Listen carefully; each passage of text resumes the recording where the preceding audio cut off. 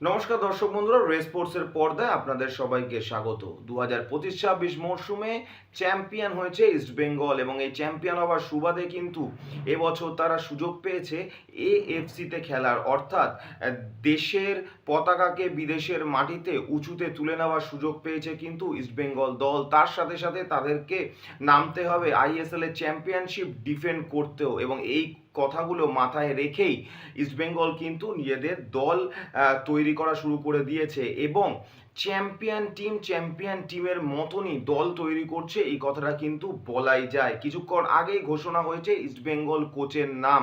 যদিও জল্পনা অনেকদিন ধরেই চলছিল, কিন্তু শেষ মুহূর্তে সেই জল্পনায় শিলমোহর দিয়ে ইস্টবেঙ্গল কোচ হয়েছেন কিন্তু আন্তোনিও লোপেজ হাবাস আর আইএসএল এর সাফল্য, এই দুটো কিন্তু সমার্থক। সেইখানে দাঁড়িয়ে আন্তোনিও লোপেজ হাবাস ইস্টবেঙ্গলে সাইন করার পরই কিন্তু তিনি জানিয়েছেন যে আন্তর্জাতিক মঞ্চে ইস্টবেঙ্গলের নামকে তিনি উঁচুতে নিয়ে যেতে চান, তিনি ওপরে নিয়ে যেতে চান, এবং সেটাকে পাখির চোখ করেই কিন্তু একের পর এক সাইনিং করছে ইস্টবেঙ্গলের তিন কাঠির নিচে কিন্তু 2023 সালে সই করে প্রভসুখান গিল, এবং তারপরে যত মরশুম এগিয়েছে ততই একটা ভরসার নাম হয়ে উঠেছে কিন্তু গিল।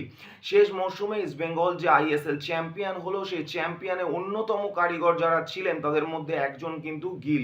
গুরুত্বপূর্ণ সময় গুরুত্বপূর্ণ সেভ করে কিন্তু ইস্টবেঙ্গলকে 22 বছরের লিগ ট্রফি খরা কাটাতে সাহায্য করেছে এই গিল। এবং তারপরে কিন্তু আমরা দেখতে পেয়েছি যে ইস্টবেঙ্গলের যখন ট্রফি সেলিব্রেশন হয়েছিল সেখানে তিনি কতটা উৎসাহিত ছিলেন, কতটা উৎফুল্ল ছিলেন। সেখান থেকেই বোঝা যাচ্ছিল যে ইস্টবেঙ্গলের ঘরের ছেলে হয়ে উঠেছেন কিন্তু গিল। তবে প্রশ্ন বারবারই ছিল যে তিন কাঠির নিচে ইস্টবেঙ্গলের গিলের সাথে আর কে রয়েছে, অর্থাৎ তাকে সাহায্য করার মতন আর কে রয়েছে। সেইখানে কিন্তু ইস্টবেঙ্গল 2 বছরের জন্য চুক্তিবদ্ধ করলেন পূর্বা লাচেম্পাকে। হ্যাঁ, মুম্বাই সিটি এফসি গোলকিপার পূর্বা লাচেম্পাকে 2 বছরের জন্য দলে নিল ইস্টবেঙ্গল।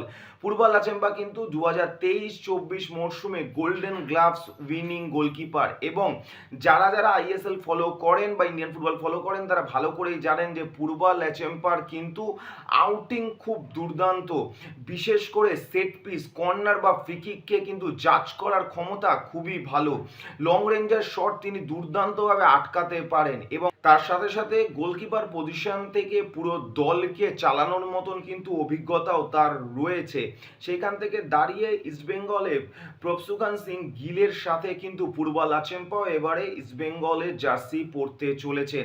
তবে পূর্বা লাচেম্পাকে দলে নিলেও ইস্টবেঙ্গলের ঘরের ছেলে প্রভসুখান গিলকেও কিন্তু 2028 অবধি চুক্তিবদ্ধ করে নিল ইস্টবেঙ্গল দল। এবছর ঠাসা মরশুম ইস্টবেঙ্গলের, যেমন রয়েছে ঘরোয়া ফুটবল তেমনই রয়েছে এএফসি, অর্থাৎ বিদেশে খেলতে যেতে হবে ইস্টবেঙ্গলকে। সেখান থেকে দাঁড়িয়ে এই যে ঠাসা মরশুম, সেখানে একজন গোলকিপারকে প্রত্যেকটি ম্যাচ খেলানো সম্ভব হয় না, কখনো চোট আঘাত থাকে ক্লান্তি। সেইখানে দাঁড়িয়ে এরকম দুজন গোলকিপার থাকলে সেটা অবশ্যই কিন্তু সুবিধা হয় একটি দলের জন্য। তার সাথে সাথে ইস্টবেঙ্গল এর প্রভসুখান গিল এবং পূর্বা লাচেম্পা আশায় কিন্তু একটা সুখের কম্পিটিশন শুরু হবে ইস্টবেঙ্গল দলে, যে প্রথম দলে কে সুযোগ পাবে। কিন্তু এই রকম কম্পিটিশনগুলো সবসময় কিন্তু দলের জন্য এবং দলের কোচের জন্য খুবই সুখকর। ইস্টবেঙ্গল যেভাবে দল গঠন করছে, আশা করা যাচ্ছে এরপরেও অন্য অনেক চমক অপেক্ষা করে রয়েছে। তবে প্রভসুখান গিলের সাথে সাথে পূর্বা লাচেম্পার এই সংযুক্তি ইস্টবেঙ্গল দলের যে শক্তি বাড়াবে সেই কথা বলাই যায়।